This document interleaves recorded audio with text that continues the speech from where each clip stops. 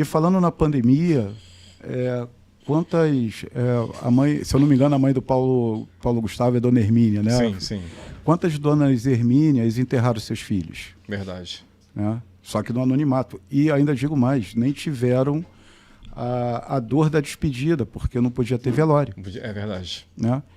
Então, assim, a pandemia ela mostrou a questão de que a morte ela não é uma questão condicional de si, é de quando. E a gente estava falando que a beleza da vida é a incerteza desse quando, mas ele é certo.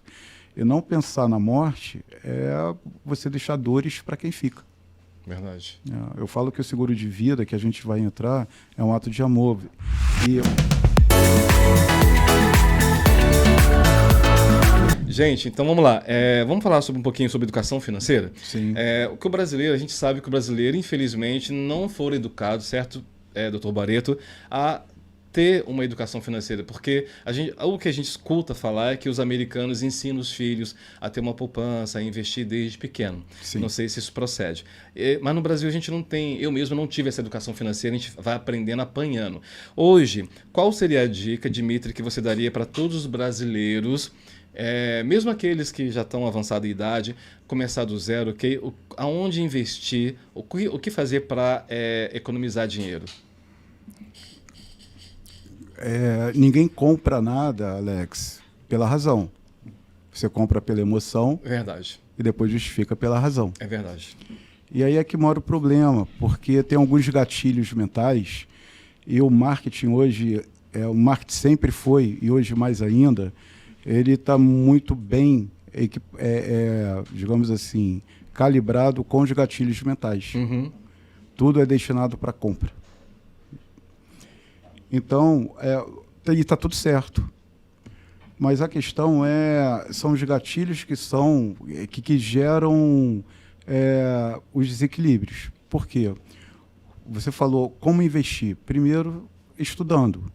Né? Porque eu entendo o seguinte, cara, que quantos perderam dinheiro com promessas de ganhos fáceis? Essas pirâmides de bitcoins que... Verdade.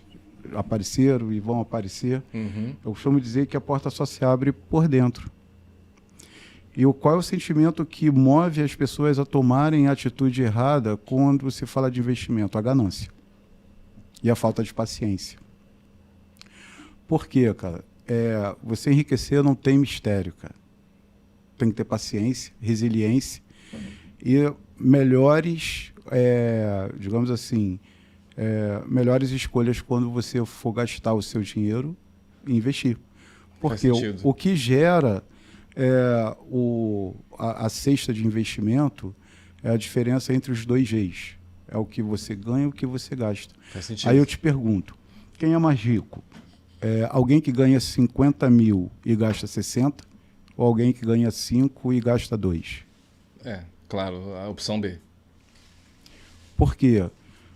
Eu costumo dizer que o nosso salário tem uma riqueza. A gente negligencia essa riqueza. Verdade. Justamente porque, pelo fato do brasileiro não ter ainda, de forma difundida, por exemplo, educação financeira desde a pequena idade, nos colégios. E agora que está havendo um movimento para isso. Mas, por exemplo, eu acho que o jovem, a partir de 10 anos, já deveria ter uma conta corrente no banco e saber administrar o seu dinheiro. Né? As mesadas, por exemplo, o que elas geram? A permissão, né? Do sentimento de recompensa. Uhum.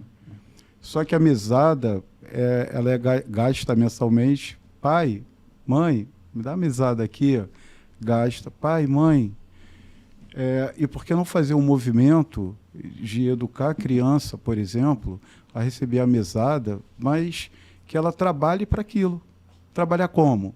Fazendo uma tarefa em casa. Olha, se você tirar o lixo aqui, você vai ganhar... Vou te dar a mesada mais 10%. Um exemplo. É um exemplo. Uhum. Né? Para que ela possa já perceber o sentimento e o valor de que o dinheiro não cai do céu. Do céu. Você falou tudo agora. Eu acho que, de repente, doutor Barreto, é por isso que você vê que o avô constrói o império, o filho mantém, o neto destrói. Exatamente. né? A gente vê muito isso acontecer, lamentavelmente. Exatamente. Você sabia que 95% das empresas brasileiras são de cunho familiar? Não sabia. São dados do Sebrae. Desses 95%, apenas 15% chegam à segunda geração. 15%? 15%. Gente. E 5% chegam à terceira e além. Cara, então a SBT tem que se cuidar. Gente, mas por que isso? Porque, primeiro, há uma série de fatores. Uhum. Mas um dos fatores é o desinteresse dos filhos... Ou dos netos. Uhum. Em tocar o negócio que pagou toda a condição deles estudarem. E está tudo certo. Né? Quantas empresas elas fecham porque o sócio morre? E aí não se tem um planejamento sucessório natural para que a empresa possa existir. Você então você me fez lembrar da pandemia. A maioria das empresas brasileiras não pensaram em ter um plano B se houvesse uma catástrofe como a pandemia.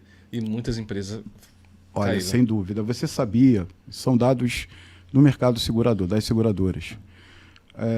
A gente estava falando aqui, e eu vou reforçar, que o Código Civil brasileiro, ele condiciona como caráter de exclusão da cobertura do seguro de vida. Uhum. Né? No entanto, as seguradoras tiveram a sensibilidade de poder prover a cobertura para o Covid. E o fato delas terem sobreposto naturalmente o que o Código Civil, a lei determina, possibilitou, cara, uma quantia, um montante indenizatório durante a pandemia de 9 bilhões de reais. Caramba. 9 bilhões. Caramba. Exatamente. Só aqui no Brasil. Só no Brasil. Foram um pouco mais de 711 mil pessoas brasileiros que foram ceifadas, né, pelo Covid, segundo a estatística. E desses 9 bilhões de indenização por morte de Covid, foi aproximadamente 200 mil famílias que foram indenizadas. Nossa. O que é isso, cara? Se a gente for fazer a relação do total, 711 mil com 200 mil, a gente vai achar uma proporcionalidade de 28%. Ou seja, apenas 28% tinham seguro de vida. Eu não vou saber aqui em termos de percentual, mas a maioria dessas 200 mil famílias que foram indenizadas, elas estavam com uma pólice de vida empresarial. Ou seja, ainda não tinham perdido o emprego durante a pandemia. Né? E eu sempre falo o seguinte, quando eu identifico ali a necessidade com um cliente, ele fala, não preciso de seguro de vida porque eu trabalho na empresa que já me dá o seguro de vida. Eu costumo dizer o seguinte, mas você precisa de uma pólice para chamar de sua, porque, imaginando, no meu caso, eu fiquei 16 anos na Sul América. Eu fui contratar um seguro de vida depois de 16 anos, porque eu saí da Sul América já com 34 anos de idade. Uhum. Só que a taxa do seguro de vida ele é diretamente influenciado pela idade, entende? Ah, é assim. Então... Quanto mais idade, mais caro. Sim, porque você está chegando mais próximo de morte, né? da linha natural da vida, sim, né? Sim. E falando na pandemia, quantas...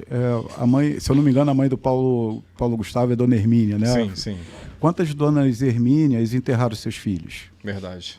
Né? Só que no anonimato. E ainda digo mais, nem tiveram a dor da despedida, porque não podia ter velório. É verdade. Né? Então, assim, a pandemia ela mostrou a questão de que a morte ela não é uma questão condicional de si, é de quando. E a gente estava falando que a beleza da vida é a incerteza desse quando, mas ele é certo. E não pensar na morte é você deixar dores para quem fica. Verdade. Eu falo que o seguro de vida que a gente vai entrar é um ato de amor.